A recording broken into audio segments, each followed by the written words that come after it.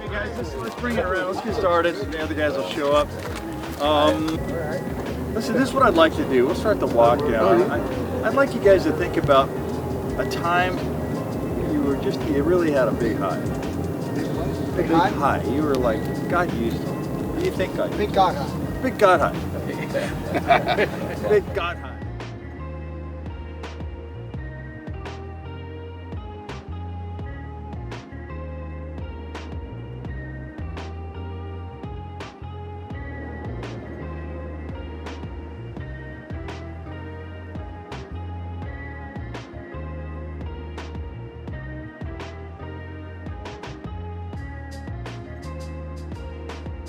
Dude, I think we're starting on time. I mean, this is crazy. So anyway, today's study it's called Lord Save Me.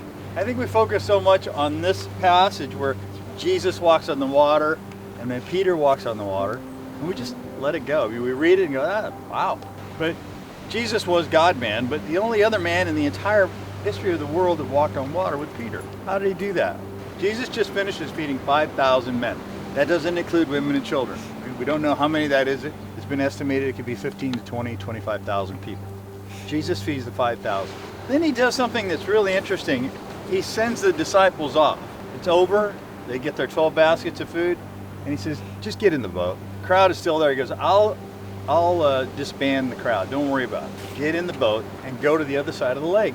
Jesus, well, you know, I was wondering, why did he do that? Why did he say to the 12 disciples, go, get in the boat, cross the lake, knowing there's a storm coming? Jesus knows everything, right? So he sends them into a storm.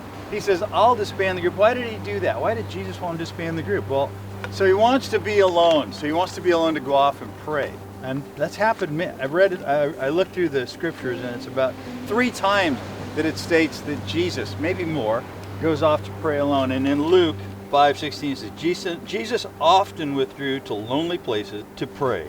And it's almost in the context of him previously in large crowds. I think at some point in time, Jesus being all God and all man kind of got a little tired.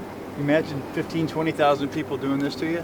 Touch me, heal me, all day, all night. After a while, you just want to go, hey, I fed you, go home. I need to be alone and pray.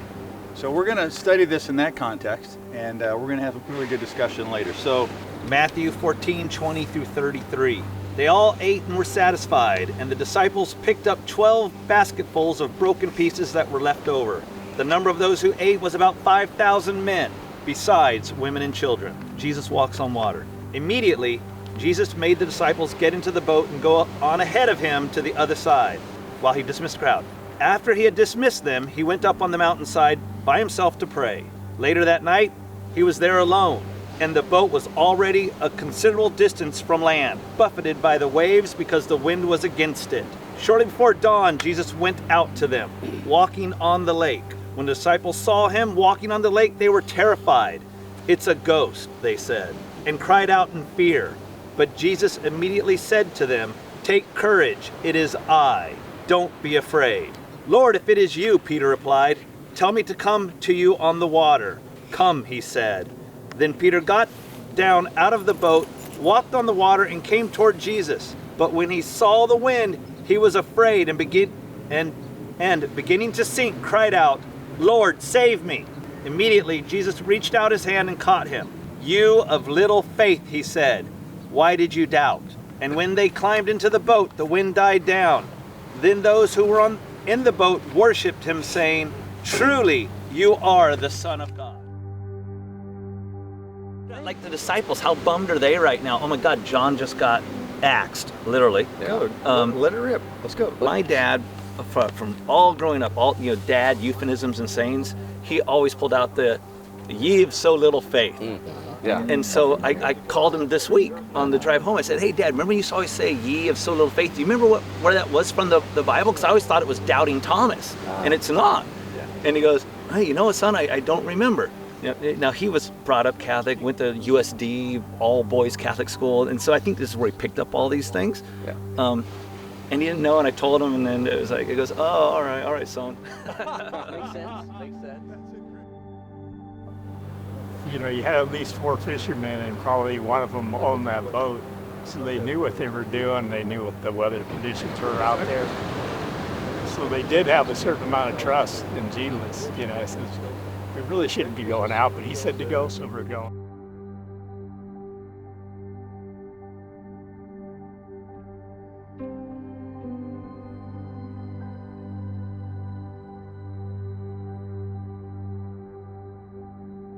I was just discussing that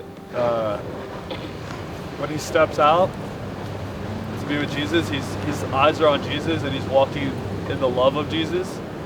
But when he starts to fall, his eyes are on the world and he's afraid. He has fear of the wind. He has fear of things, and that fear and love cannot exist at the same time. So when you have fear of the things of this world, it like disrupts your faith walk and how you're able to follow God and not just believe. When you believe in God, it's like, okay, but if you have fear, then it's like you're not walking in the love that he's called us to walk in. So when you said you have little faith, like how do you read that? And I've always kind of read it kind of literally, like thinking that there was a bit of disappointment in Jesus' tone. But I don't know, this morning just thinking about how close the disciples are with Jesus and how much he loved them, I kind of see it now kind of like Aaron, if he were to rib, you know, like somebody here, just you know there's love there, and there's kind of a little bit of not sarcasm, but there's just like a little bit of bite, but I think it's in love. And I see Jesus like still taking this opportunity to show his personality and know like, I'm here to save you, but you know. Ye of little faith. Yeah, I see it in a different context. I see Jesus encouraging and not necessarily having like a lot of disappointment in Peter. So The results of it, he becomes afraid. He sinks. 3-sentence prayer, Lord save me. Puts him on the boat, says, ye of little faith. And I'm thinking, ye of little faith? Dude, that's a lot of faith to get out of that boat and walk on water. Only other man in the whole world to ever do that. I mean, I was telling the guys in the group, I'd be looking back at the boat going, yeah, look at these 11 guys. They didn't do anything. You know, and Judas, come on. And I started thinking, where does it say ye of big faith? You know, I always hear ye of little faith. Where's somebody with big faith? And I found something that I'd like to read to you. When Jesus had entered Capernaum, a centurion, well, let's just go back to the centurion replied, Lord, I do not deserve to have you come under my roof, but just say the word, and my servant will be healed. For I myself am a man under authority with soldiers under me. I tell this one, go, and he goes. And that one, come, and he comes. And I say to my servant, do this, and he does it. When Jesus heard this, he was amazed and said to those following him, truly, I tell you, I have not found anyone in Israel with such great faith. I say to you that many will come from the east and the west, that's us, and will take their places at the feast with Abraham, Isaac, and Jacob in the kingdom of heaven, but the subjects of the kingdom will be thrown outside into the darkness where there'll be weeping and gnashing of teeth. So what's great faith? Dude, there it is. There it is. There it is.